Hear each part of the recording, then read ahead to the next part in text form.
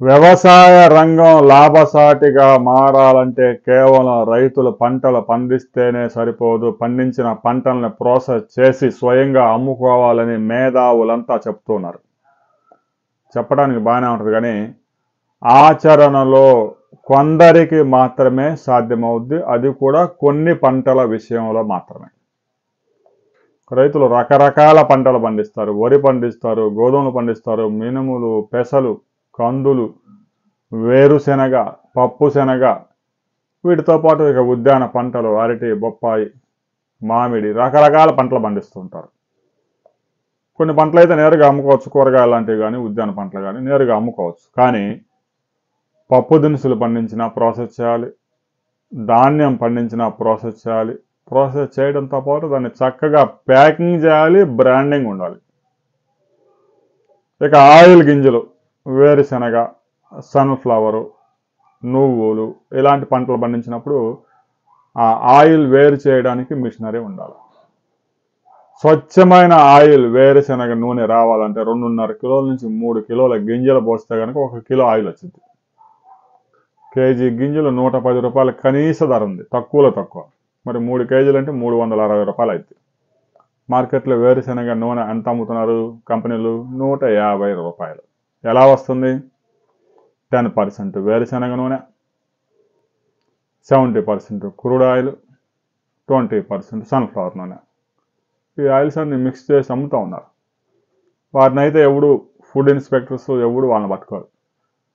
ఇక రైతులే పండించి రైతులే అమ్ముకోవాలని కాన్సెప్ట్తో వచ్చిన రైతు బజారుల్లో కూడా ఒక్క రైతు లేడు. రైతులు పంటలే పండించాలా? పండించిన పంటని ప్రాసెస్ చేసి అమ్ముకోవడానికి సమయం సరిపోతుందా? వారి నాలెడ్జ్ సాల్తుందా?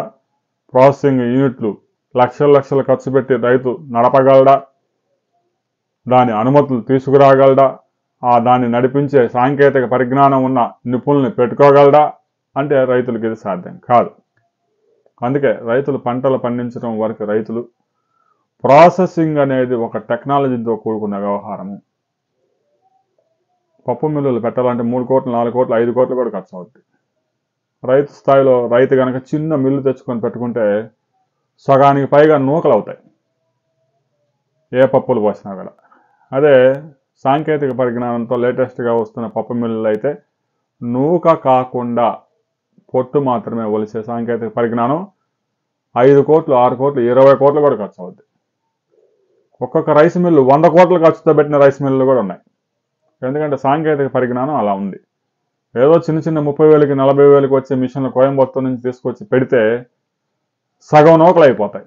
మరి సగం నూకలు అయిపోతే దాని ధర సగం రేటు కూడా రాదుగా. అలాంటి పరిస్థితుల్లో రైతులే పండించాలి, రైతులే ప్రాసెస్ చేసుకోవాలి, రైతులే ప్యాకింగ్ చేసుకోవాలి, రైతులే బజారు తిరిగి అమ్ముకోవాలంటే సాధ్యం కాదు. చెప్పినంత ఈజీ కాదు. ఎక్కడో ఒక రైతు, పెద్ద రైతు మిర్చి పండించి కారం తయారు చేసి ప్యాకెట్లు అమ్ముదామని ప్రయత్నం చేస్తే మార్కెట్లో రకరకాల బ్రాండ్లు, వారికి పెద్దవారు ప్రచారాలు చేయడాలు, ఆ బ్రాండ్లు తట్టుకొని వీరు అమ్మలేరు. వారు రకరకాల మ్యాజిక్లు చేస్తారు. ఎర్రమిర్చి, తెల్లమిర్చి కలిపి పొడిగా చేసి మార్కెట్లో మిర్చి ధర కన్నా కూడా పౌర తక్కువగా ఉండే విధంగా అమ్మే కంపెనీలు కూడా ఉన్నాయి. అలాంటి టాక్టిక్స్ అన్ని రైతులు పాటించగలరా? సాధ్యం కాదు. అందుకే రైతులు పంట పండించి ఎంతో కొంత మార్కెట్లలోనో వ్యాపారస్తులకు అమ్ముకునే కార్యక్రమం చేస్తూ ఉన్నారు. గడిచిన 30 సంవత్సరాలుగా రైతులే పండించాలి, రైతులే అమ్ముకోవాలి, వినియోగదారులు తీసుకెళ్ళి అమ్ముకుంటే ఎక్కువ ధర వచ్చిందని ముచ్చట చెప్తా ఉంటారు మేధావులు. ఆచరణలో మాత్రం సాధ్యం కాదు. మేధావులు చెప్పింది సాధ్యం అవుతుందా కాదా అనే విషయం మీద ప్రతి ఒక్కరూ స్పందించండి. రైతులే పండించి, రైతులే ప్రాసెస్ చేసి, రైతులే తీసుకెళ్ళి గల్లీ తిరిగి అమ్మటం సాధ్యం అవుతుందా అనే విషయం మీద ప్రతి ఒక్కరూ మీ అభిప్రాయాలు తెలియజేయండి.